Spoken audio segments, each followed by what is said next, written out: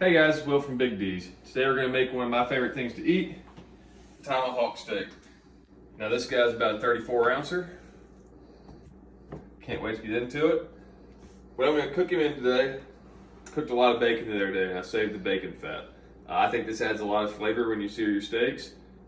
So if you have some, great. If not, butter, oil, doesn't really matter. But I'm going to go ahead and get some in the pan and get it heating up.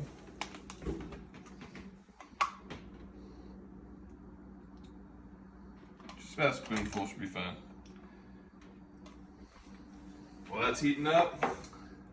I'm gonna pull something to drink. I always cook better with a drink. I don't know, maybe you do, maybe you don't, but I do. I've got my Buffalo Trace collection out. I'm kind of feeling like a Blanton's today. So we're gonna get the Blanton's out today.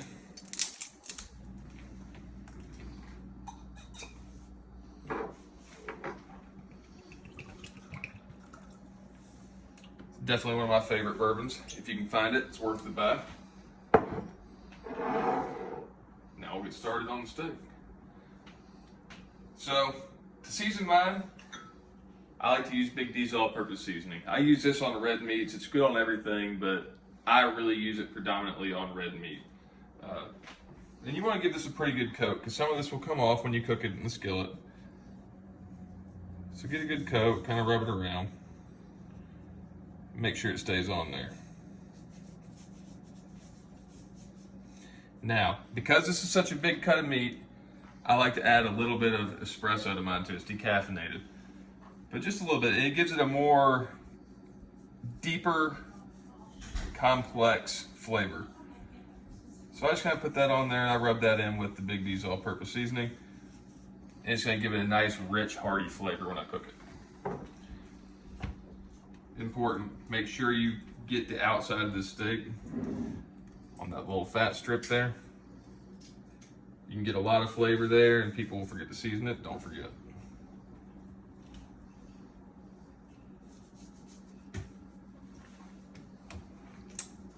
I find the coffee goes really well on that fat too. When that skin crisps up on the outside, it really gives it an awesome flavor.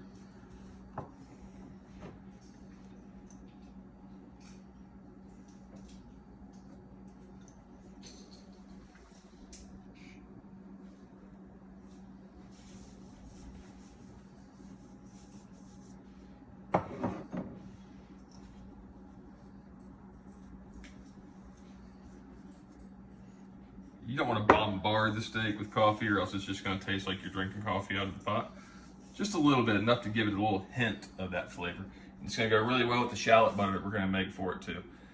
So I'm going to have a drink while my bacon grease is heating up. As soon as it's ready, we'll start cooking the steak. Bacon grease is ready. Let's get this bad boy on. So you want to make sure this is good and hot because you really want to sear this off and get a good crust on the outside of the steak.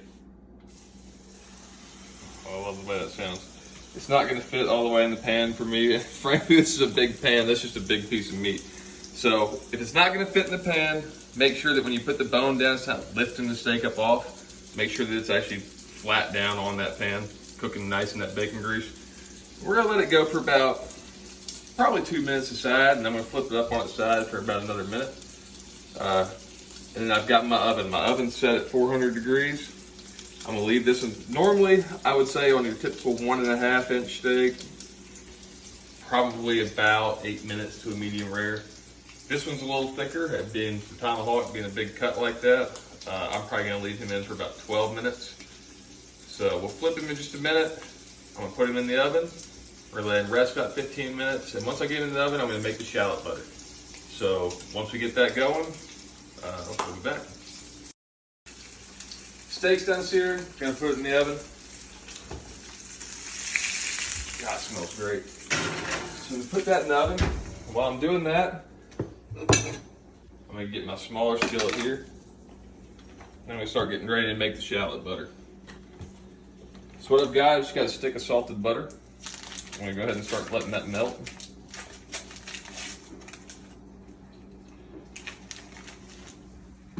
So I'll put that in the pan there, and while it's melting, I'm going to start chopping my shallot. So I've got shallot and then some Italian parsley. We'll talk about that in just a second.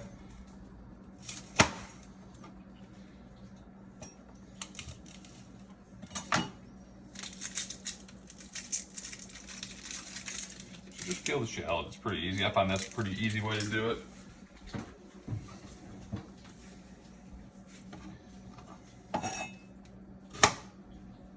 And then we're just gonna put a rough chop on it. Doesn't have to be perfect.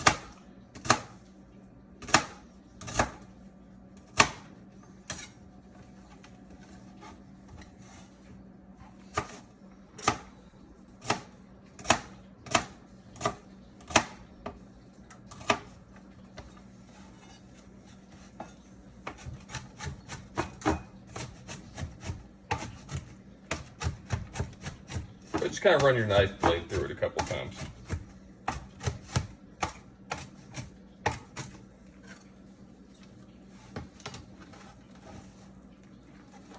Ooh, this one's gonna make me cry. So now you're just gonna take it and just kind of come put it in the butter. Really getting my eyes today. And then stir it around. And we're basically just gonna saute the shallot in the butter. It's really gonna impart a nice flavor in that butter. So you put it on the steak, it's gonna complement the seasoning that we put on it really, really well. You're gonna make one steak with this shallot butter on it, and you're never gonna wanna make another steak without it. So, this is the Italian parsley that I use. It's kind of like a flat leaf parsley. It's not the parsley that you're gonna use for garnishing. So don't think the parsley that you see sitting on your plate when you go to a restaurant. This is a little different, but you can typically, I found this in my local grocery store. You probably can too. So all you're gonna do, I just basically took the thing of parsley and pinched off the tops. And once again, I'm just gonna put a rough chop on it. You don't need a ton of it.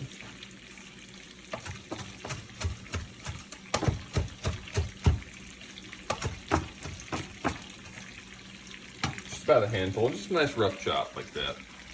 And we're just gonna come and take it and just kind of sprinkle it over in throughout the butter. It's probably about all you need right there. Now we're just gonna stir it around.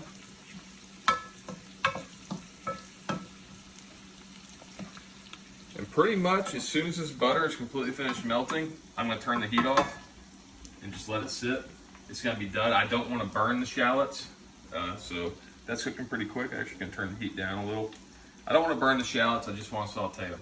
I really just want the flavors to go all the way through the butter. It's going to be great on the steak. Can't wait. Steak's done cooking. I'm going to get it out of the oven.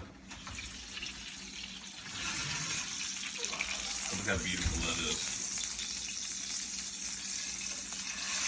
Oh yeah. So this is probably the most important part to cooking this thing when you get done. You got to rest it. So I'm going to take it out and put it on my cutting board. I'm gonna let it rest. It's gonna need about 15 minutes just to sit there, and basically what that's gonna ensure is when I cut it, it doesn't bleed out. So that sear we put on it, those juices are gonna stay inside. It's gonna be nice and juicy and tender when we cut into it. So I got about 15 minutes, and I